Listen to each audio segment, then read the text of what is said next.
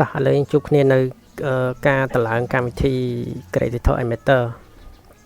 អញ្ចឹងយើងបិទអ៊ីនធឺណិតសិនណាមុននឹងតម្លើងយើងត្រូវបិទអ៊ីនធឺណិតសិនបិទហើយដើម្បីឲ្យច្បាស់ត្រូវ restart ម៉ាស៊ីនសិនទៅ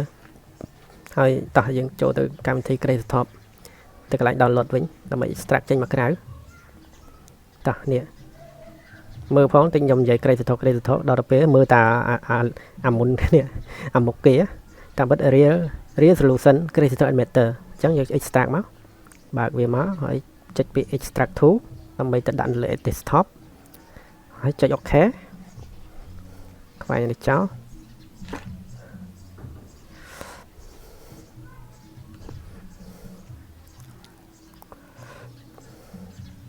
ចាំតិចបើកយូរពេកចង់កាំង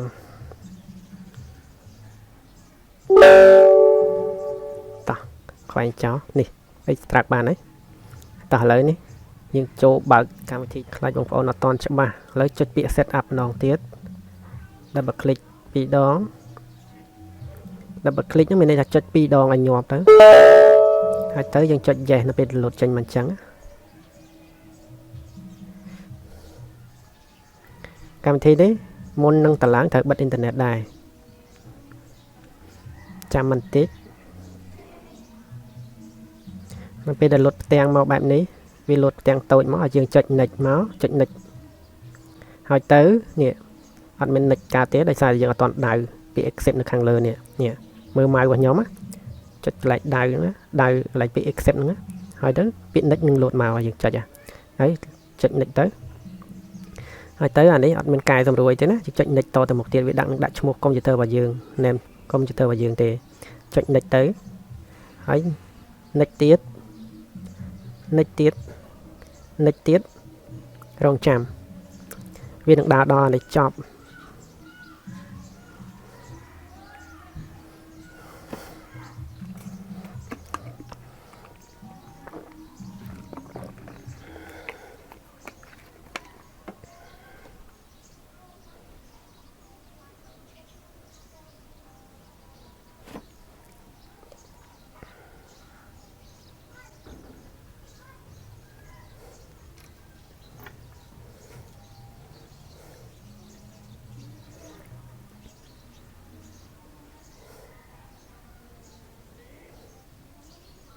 រងចាំតិចទៅហាងយូរដែរហ្នឹងហើយស៊ីពេល2នាទី2នាទីមិនយូរទេវាអាចអ្នកខ្លះ5នាទីអីចឹងទៅឥឡូវលឿនជាង Photoshop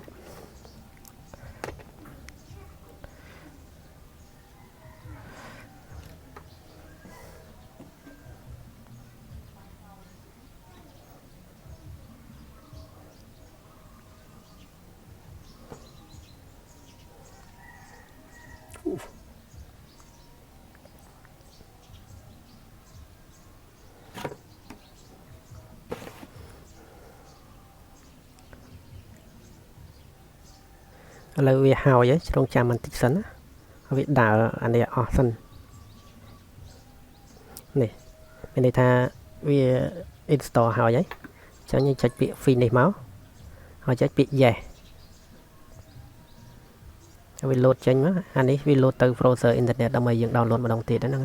ប៉ុន្តែកុំយើងចុចពាក្យខ្វែងមកហើយអានេះក៏អញ្ចឹងដែរយើងខ្វែងចោលនៅពេលដែលតម្លើងវាតែងតែចេញតែអញ្ចឹងខ្វែងចោលមកនេះបងប្អូនណាអ្វីដែលខ្ញុំប្រាប់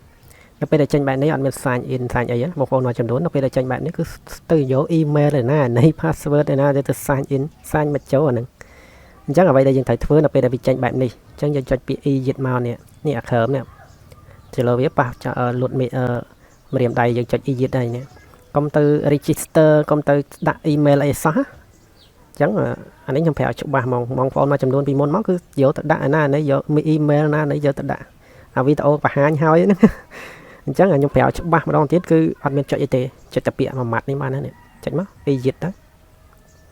មកទៅនៅពេលដែលវា load yes មកចុច yes មកនេះកម្មវិធីដែលយើងតម្លើងហើយនេះ Creditor នេះឈ្មោះវាហើយទៅនេះទៅបើក folder មិញ folder Creditor ហ្នឹង file setup ហ្នឹងទៅបើកវាម្ដងទៀតអញ្ចឹងនៅពេលដែលយើងបើកមកដើម្បីអីដើម្បីទៅតម្លើងមួយទៀតនេះអាបន្ទាប់ខាងលើនេះនេះ មិនយើងតឡើង file setup មិនចឹងឯងចឹងបន្តមកទៀតដល់ពេលដែលយើងតឡើង file setup ហើយយើងតឡើងអានេះនេះ resource pack នេះ double click 2 ដងឬក៏ចុច open ទៅតឡើងអាហ្នឹងមួយទៀតឥឡូវយើងចុចនៅពេលដែលវាចេញបែបនេះយើងចុច yes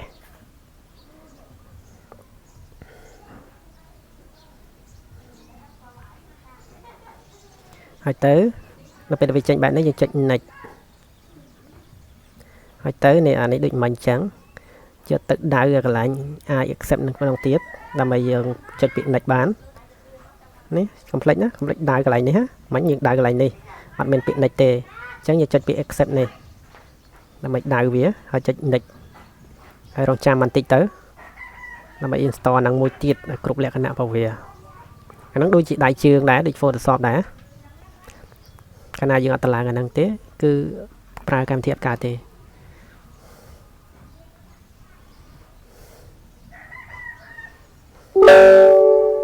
ចឹងនៅពេលវាចេញបែបនេះយើងចុច OK មកចឹងបានហើយយើងតារាងរបស់យើងក្នុង folder ហ្នឹងយើងកុំអាប់ខ្វែងនៅមួយទៀតនៅមួយចំណុចទៀតអញ្ចឹងយើងចុចពាក្យ fix នេះមកមើល folder fix នៅក្នុងតារាងហ្នឹងចូលទៅដើម្បីយក grade នេះឃើញអត់អាលើយើងមិនយកទេអាហ្នឹងករណីកុំព្យូទ័ររបស់បងប្អូន32 Windows 32អញ្ចឹងយើងយកអាហ្នឹងយកទៅដាក់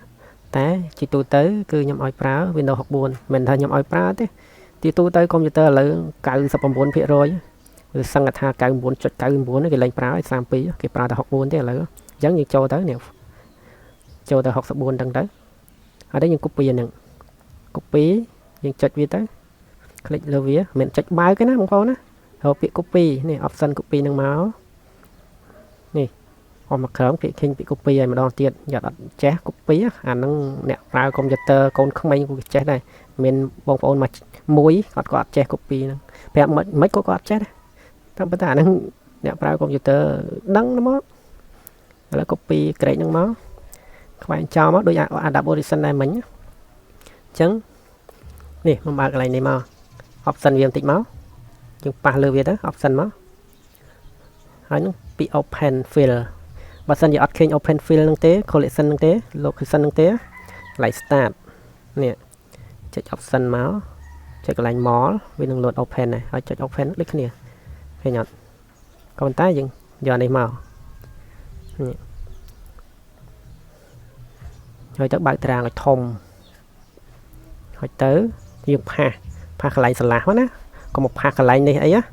អាចជន់របស់គេផាសទៅទេផាសចូលបងប្អូនមួយចំនួនអញ្ចឹងយកមកផាសកន្លែងហ្នឹងផាសចូលទេកន្លែងហ្នឹងមិនថាមិនចូលអ្នកគេជំនាញគេធ្លាប់ប្រើកុំព្យូទ័រស្ទាត់គេអត់អីទេតែយើងស្ទើរនេះមកផាសកន្លែងនេះមកណាឆ្លាស់អញ្ចឹងទៅណានេះប្រឡោះប៉ុណ្ណាឡើយអត់ផាសអ្នកខ្លះមកផាសកន្លែងហ្នឹងផាសចូលថតវីដេអូខ្ញុំមើលទៀតផាសចូលផងណាថា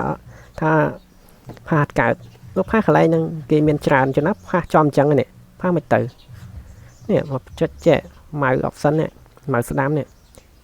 ចុចកន្លែងហ្នឹងមកចុចកន្លែងហ្នឹងមកវាយកុំចុចកន្លែងនេះតារាងយកបាយធំអញ្ចឹងមកហើយទៅចុចផាសហ្នឹងហើយទៅវាលោតអញ្ចឹងដូចគ្នាអញ្ចឹងហើយ Windows 7អាចលោតខុសគ្នាតិចតួចតែមិនខុសគ្នាច្រើនទេហើយយើងចុចអាក់លើមកកន្លែង tick នេះហើយពេលចេញអញ្ចឹងចុច continue